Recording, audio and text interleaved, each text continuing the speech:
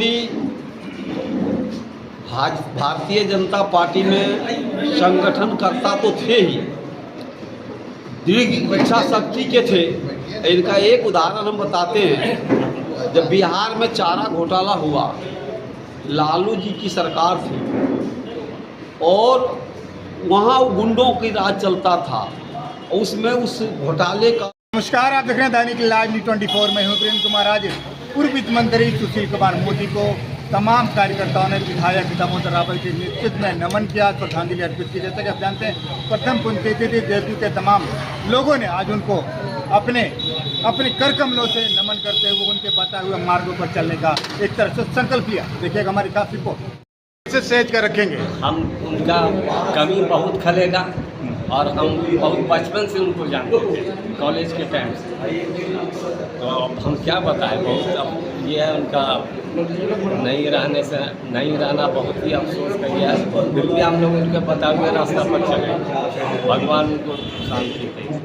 क्या कुछ अनुकरणीय था सुशील मोदी? आज हम लोग यहाँ एनडीए की ओर से आदरणीय सुशील कुमार मोदी जी का 15वीं पुण्यतिथि में हम लोग उनको श्रद्धांजलि देने में शामिल हुए हैं और हम लोगों ने उनको श्रद्धांजलि देने का काम किया है। और हम लोग भगवान से प्रार्थना ये करते हैं जहाँ भी वो रहें, अच्छे से रहें, अच्छे रहें, बस यही कामना है। उनकी आत्मा को शांति मिले।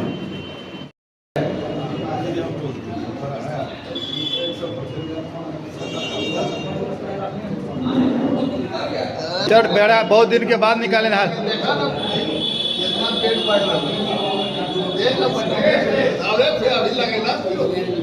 खाली आज हम लोग सभी एनडीए गठबंधन के साथी एकजुट होकर स्थानीय विधायक, माननीय विधायक दामोदर रावत जी के नेतृत्व में बिहार के पूर्व उप मुख्यमंत्री,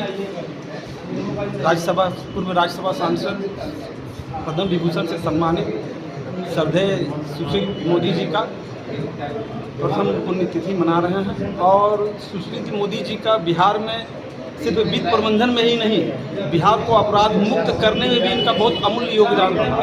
2005 में बिहार में जब सत्ता परिवर्तन हुआ तो सत्ता परिवर्तन होने के उपरांत बिहार के बड़े बड़े व्यापारी वर्ग को, बड़े बड़े व्यवसायी वर्ग को अपराध मुक्त करने के लिए, भय मुक्त करने के लिए पूरे लाव लश्कर के साथ वो उनके आवाज़ पर जाकर घंटों बैठा करते थे, ताकि आप अपने आप को भय मुक्त समझें, आपको लगे कि नहीं अब बिहार में कोई खतरा नहीं है, आप संकोच होकर बिहार में व्यापार कर सकें। तो सुशील मोदी जी का बिहार के विकास में भी, बिहार को अपराध मुक्त बनाने में भी, बिहार में वित्तीय प्रबंधन में भी हर बिंदु पर सुशील मोदी जी का अमूल्य योगदान है। ऐसे श्रद्धेय व्यक्ति को हम लोग सब याद कर नमन करते हैं।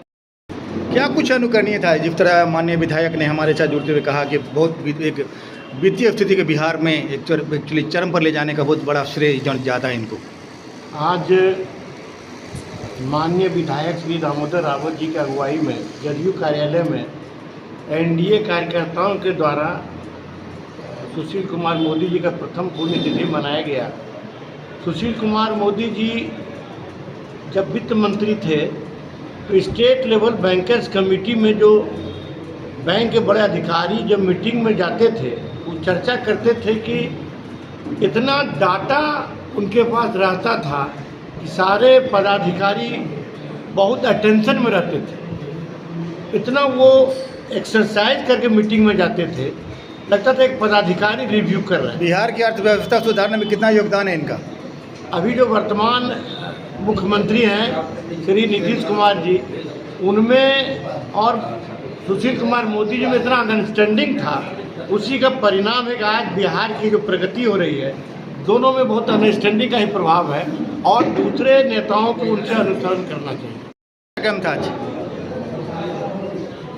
आदरणीय सुशील मोदी जी की पुण्यतिथि पहली थी और उस अवसर पर एनडीए के सभी लोग यहाँ जुटे थे।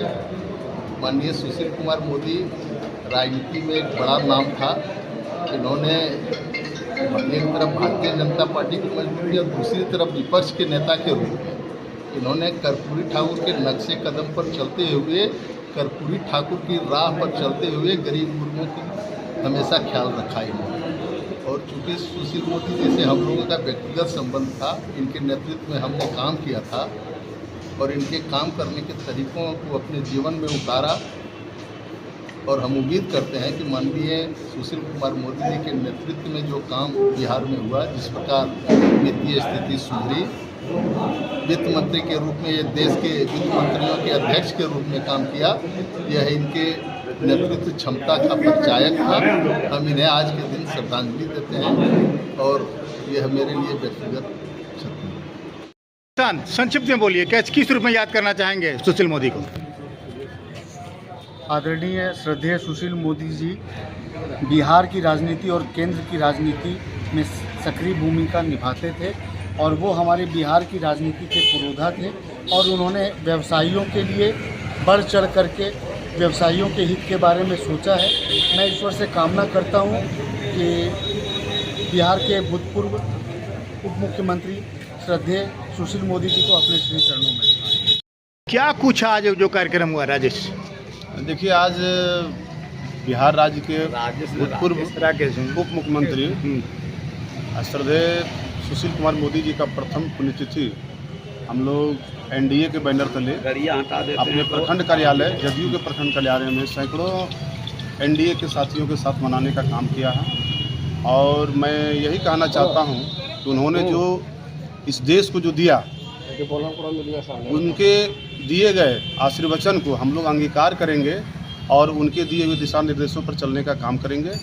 और मैं यही ईश्वर से कामना करता हूं कि उनकी आत्मा जहां भी है वह फले फूले और अच्छे से रहे। मैं यही ईश्वर से कामना करता हूं। क्या कुछ लगता है, जिस तरह तमाम जो संगठन के लोगों ने आज मोदी को नमन किया, एक मोदी दुनिया में गरज रहा है, दूसरा मोदी का आप लोग नमन कर रहे हैं। बिहार में आज तक जितना उप मुख्यमंत्री बने हैं, लेकिन सुशील कुमार मोदी की तरह अभी तक कोई मुख्यमंत्री नहीं बने। जितना विकास किया नीतीश कुमार और सुशील कुमार मोदी में, आज तक कोई उतना विकास नहीं किया।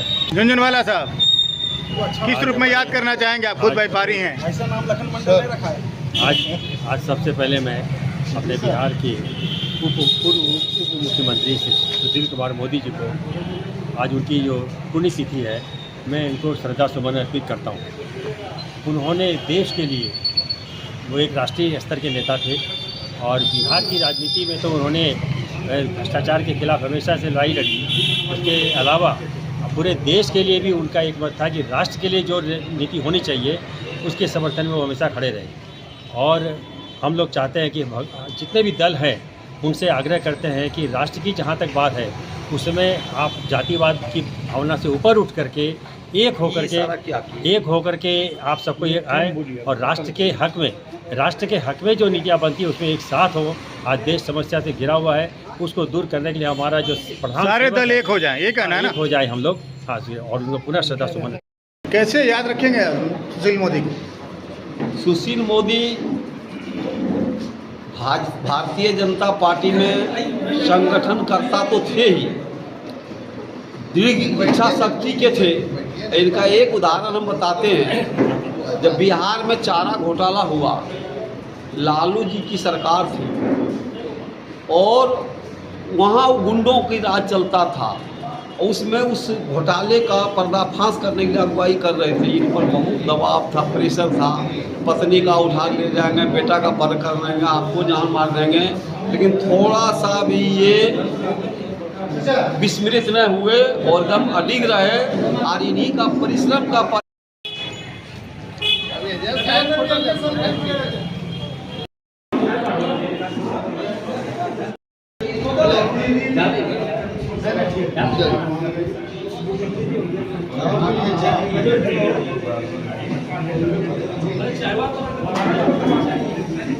आ गया।